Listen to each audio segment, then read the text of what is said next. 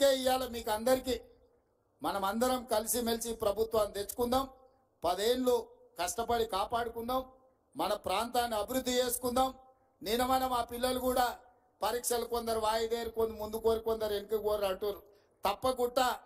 తప్పకుండా పరీక్షలకు సంబంధించి కూడా మా పొన్నం ప్రభాకర్ గారికి చెప్తున్నా, పిల్లలు రోడ్డు ఎక్కే బదులు మన ప్రభుత్వం వినడానికి సిద్ధంగా ఉంది. ఏందని ఉంటే పోయి మంత్రులను కలువుని, మీ సాధక బాధకాలు ఉంటే ఇను చెప్పురి. తప్పకుండా ఇని మీ సమస్యల్ని పరిష్కరించే బాధ్యత మాది. ఆడ మా అక్కలు, మా చెల్లెళ్ళేందో, మా పెద్దక్కలు అందరూ కూడా నిలబడేదో చెప్తారు. మా మల్రెడ్డి రంగారెడ్డి గారు, మా కిరణ్ కుమార్ రెడ్డి ఇద్దరు పోయి వాళ్ళతో మాట్లాడి వాళ్ళు ఏం కాగితం తీసుకొస్తారో, వాళ్ళ సమస్య ఏదన్నా ఉన్నా మనం పరిష్కరిద్దాం. అక్కలందరే పోలీసులు ఏమనకురా, వాళ్ళు ఎవరు మనోళ్ళే కదా, ఇంత దూరం వచ్చి నీ గంటలు కూర్చుంటే వాళ్ళు మనోళ్ళే కదా.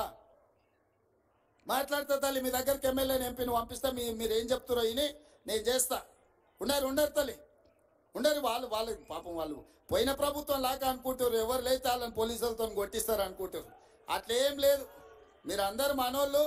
మీ దగ్గరికి ఎమ్మెల్యేని ఎంపీని పంపిస్తా, పోలీసులను పంపియా. మన ఎమ్మెల్యే మల్రెడ్డి రంగారెడ్డి గారు, మన ఎంపీ చామల కిరణ్ రెడ్డి మీ దగ్గరకు వస్తాడు. మీరు ఏం చెప్తారో వింటారు. మిమ్మల్ని ఏం పోలీసులతో మీకేం పని లేదు, మాకు కూడా ఏం పని లేదు. వాళ్ళ డ్యూటీ వాళ్ళని చేయని. అందుకే మిత్రులారా, ఆలస్యం అయింది.